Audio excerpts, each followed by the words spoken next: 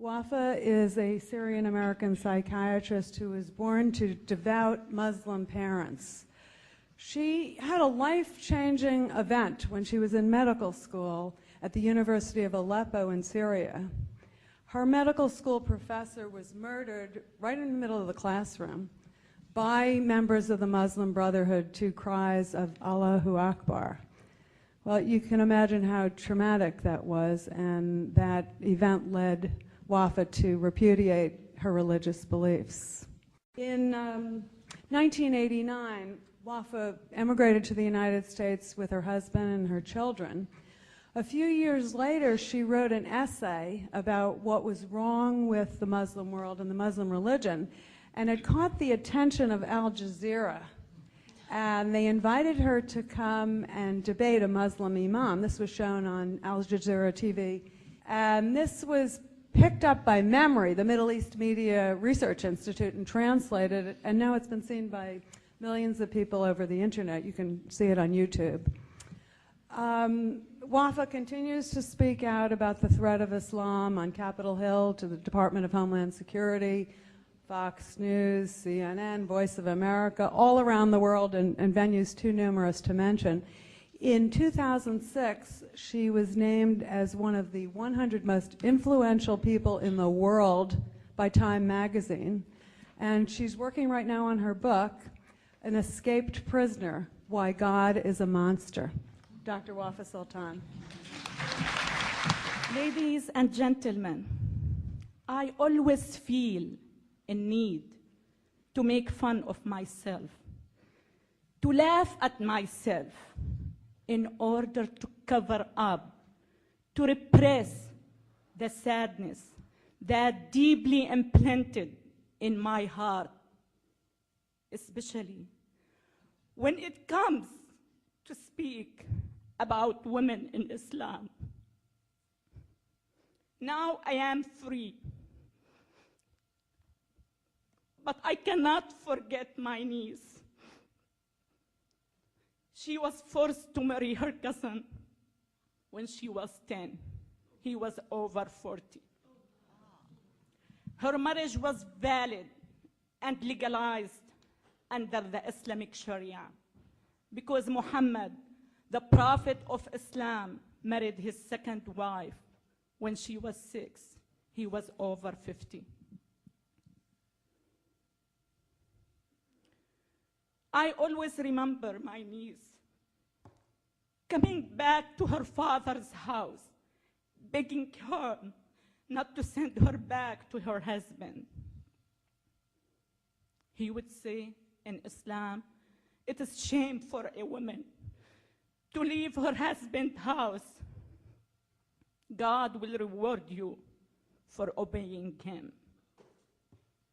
At the age of 25, my niece committed suicide by setting herself on fire. She was burned to death, leaving 4 children behind her.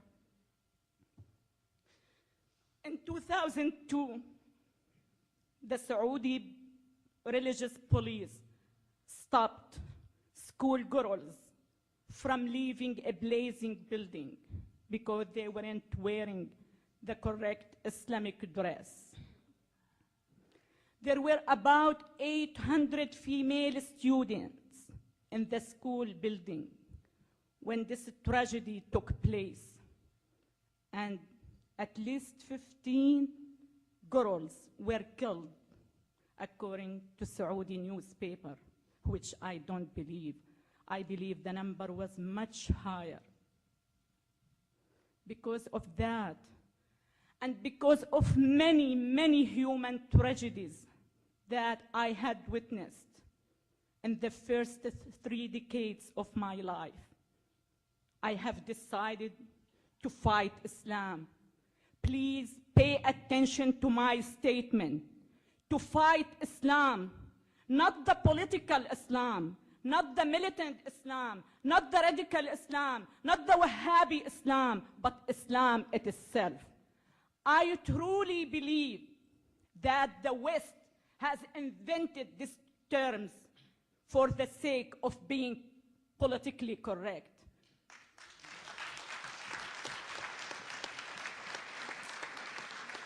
growing up in Syria, I have never heard but Islam. Islam has never been misunderstood. Islam is the problem, but no one is stating the truth.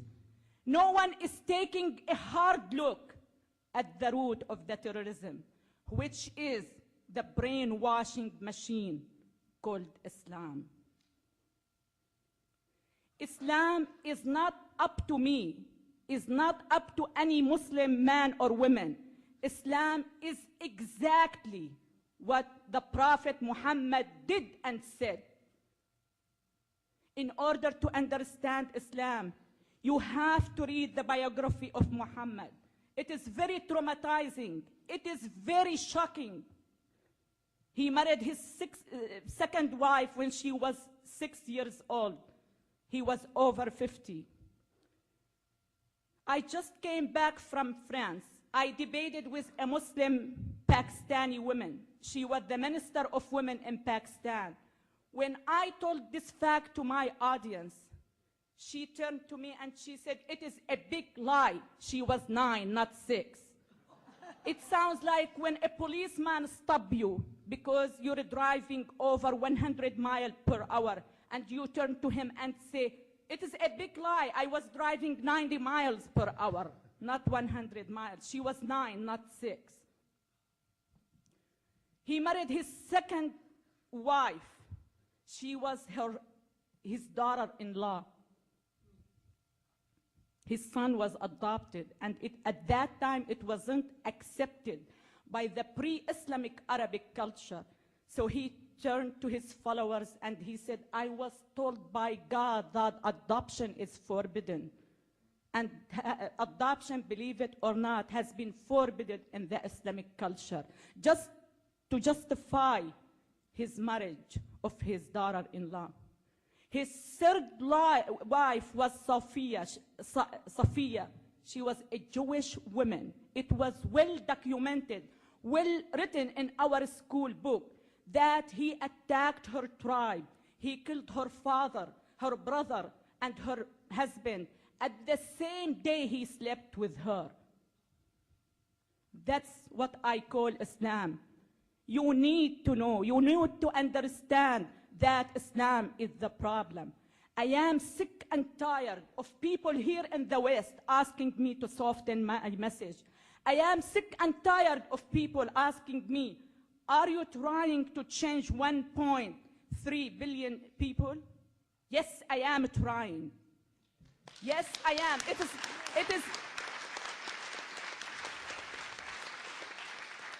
It is not a matter of "I am trying." I will change him. I want you to know that the very first value I learned when I came to this great country, that you can do the impossible if you truly believe in yourself. I not only believe in myself, I believe in many million Muslim women like Noni Darwish and Ayan Ali. And we are working hand in hand to change 1.3 billion Muslims. They have to realize that they have only 2 choices: to change or to be crushed.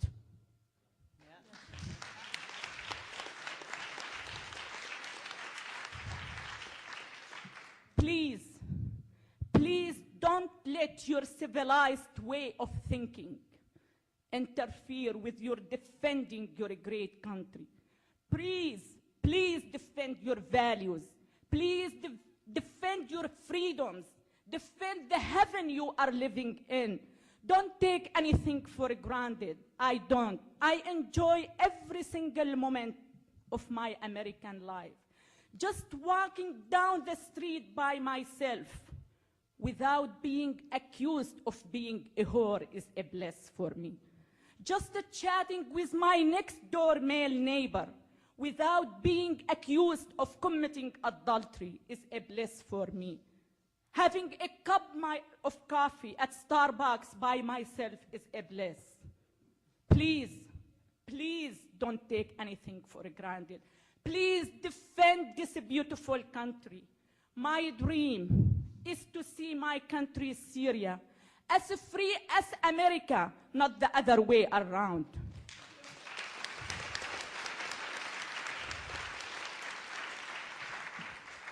When I was in Syria, I cried a lot.